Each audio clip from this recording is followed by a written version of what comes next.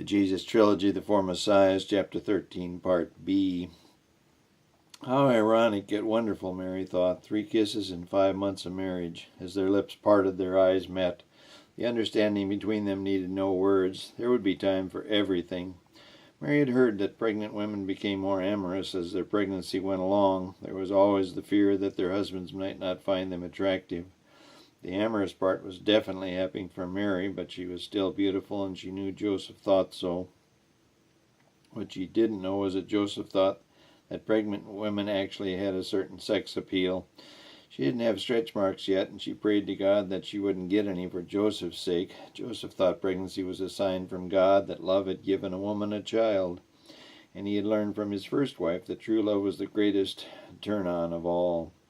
He and Rachel had learned that true love was just not wonderfulness of physical sex acts, but that with love came a deeper understanding of one another. Love in many dimensions, and they both wanted to explore them all in every phase. Looking into one another's eyes, much love passed from one to another. Joseph had a similar type of love with Rachel, but after she had died, he never thought he could or would love again. He had been more lonely than he could have dreamed. As replacing his beloved Rachel would be impossible, he had put all his energy into caring for his children. That had helped take away some of the loneliness, but not completely. Joseph was still a red-blooded Hebrew, and now suddenly Mary was thrust into his life. He couldn't remember ever being so happy. As they locked on one another's eyes, their hormone levels rose rapidly. Somehow Joseph pulled away and took a couple of steps backward. Their eyes were still locked on each other, but they both knew that one more kiss would be more than either could stand. Their resistances would crumble like the walls of Jericho. "I love you," he mouthed. "I love you," she mouthed. Mary lay down on the bed and Joseph on the mat on the floor. They continued to stare into each other's eyes until finally and simultaneously sleep overcame them. The word filtered around town that week. Joseph told Barnabas and also some of his friends. Most people congratulated him, albeit in a reserved manner. His friends did know that he had been having a hard time since Rachel died, and they wished him well. He did receive a few cold shoulders and even some dirty looks, but generally he got through the week unscathed. Mary had gone home to her mother's the next day to get a few of her things. Joseph could pick up the rest later. Sarah was so happy to see her. She hadn't told anyone until that week. She didn't care what people thought. She was going to be a grandmother, and the grandmother of the Messiah, no less. Mary again warned her to keep it a secret, and again made her mother swear on the family Bible. They talked for hours, it seemed, something they had never done before. Sarah decided that the next week she would head up to see her new little nephew, Johnny. Mary had told her that the baby wasn't really so little, 8 pounds 8 ounces at birth, and now almost twice that. Sarah was eager to go. Church that weekend was a plus-minus experience. The day was extraordinarily warm, 98 degrees by 11 a.m. Priest Avenor gave an excellent sermon, but as he opened the service, he first chose to announce, "I would like to welcome a new family to our church today, ladies and gentlemen. Please welcome to our church Joseph and Mary. They were married April 8. There were mixed feelings among the parishioners. They did give the newlyweds a round of applause. Rachel stood on the pew and clapped the loudest of all. In fact, she continued to clap even after everyone else had stopped. "You may be seated now," Priest Avenor said, staring straight at poor little Rachel. She quickly sat down, not understanding the stifling of her joy. Mary hugged her. The congregation all liked Mary and Joseph. They just weren't sure. They liked the fact that the two had gotten together and had a baby out of wedlock. Mary so wished that she could just stand up and tell them all that her baby was going to be the Messiah, and how this conception was a miracle. She almost did, but then realized that no one else would believe her anyway.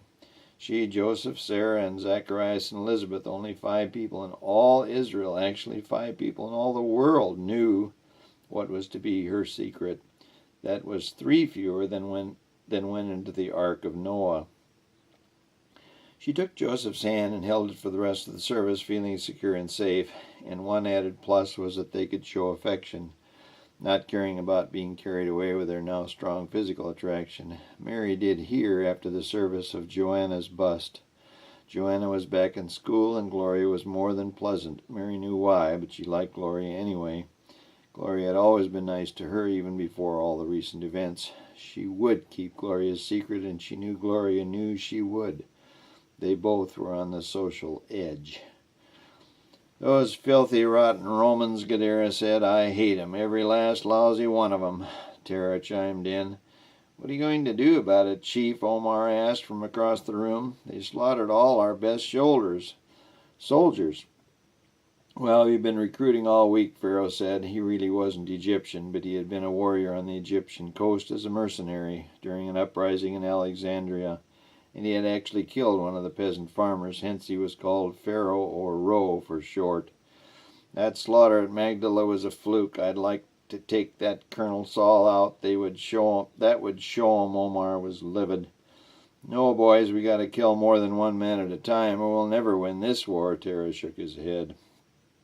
"What then, Chief?" Gadara asked. "How many we got now?" Tara put in.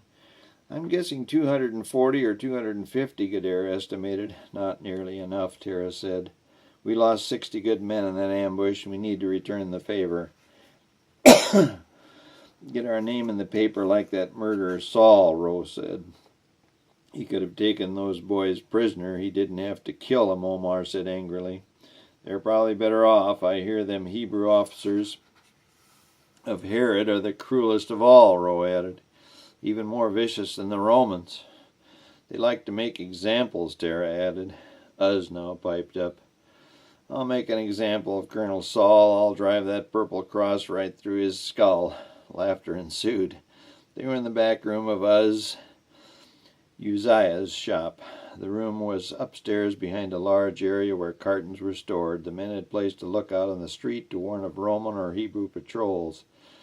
The nights were getting cooler. October was nearly over, and although it had been several months ago, the massacre at Magdala was still fresh in everyone's mind. They were now in the process of recruiting and rebuilding their forces back up for another assault.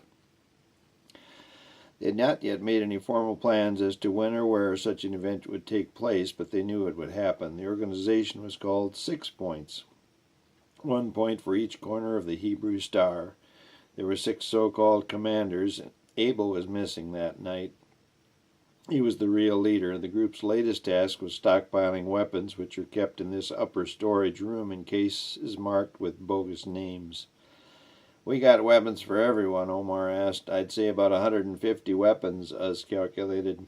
"That should be enough. 150 on the front line, then we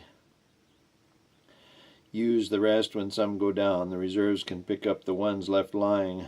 "War is awful," Tara said under his breath.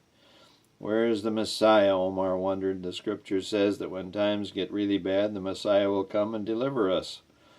Time of trouble such as never was. Isn't that right?" Omar said, quoting the scroll. He was an ex-priest. Temple priests had said he was too violent, and they had expelled him from the priesthood a few years earlier. "Boy, I wish that Messiah would show up soon. He'll slaughter those Roman barbarians," Gadara said wishfully. "Then we'll be in the paper," Rose said. "Abel is the Messiah," Uz declared solemnly. "I guess so," Omar said, but neither he nor anyone else in the room believed it. "Patrol coming," the sentry, a 16-year-old kid, called from downstairs. They quickly dimmed the light, and everyone sat in silence. About 2 minutes later, the sentry called, "They're gone." "What took 'em so long?" Tara asked. "They stopped in front of the lamppost. They were telling a joke." "Better call it a night," Tara said. Each one saluted him as, one by one, they filed out into the cool night air. "Same time next week. Abel should be back. I think he was having a kid or something," Tara finished. "Maybe he's the new Messiah," Uz ventured as they left. "Maybe," Tara thought.